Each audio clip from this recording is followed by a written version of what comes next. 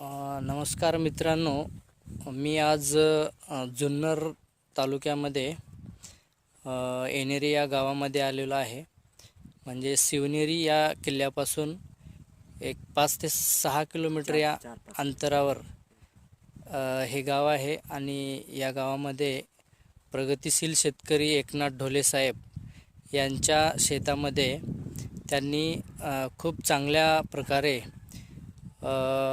Dragon फ्रूटची शेती करत आहेत. तर सुरुवात आहे आत्ता, हे आपण पाहूया. हे पहा, जे फुटले ते हे असं अशा पद्धतीनं आहे. हे असं फुटत आहे. हे पहा, खूप छान असे सेटिंग त्यांनी बनवलेली आहे. हे तुम्ही पाहू शकता. 30 गुंठ्यामध्ये हा प्लॉट आहे.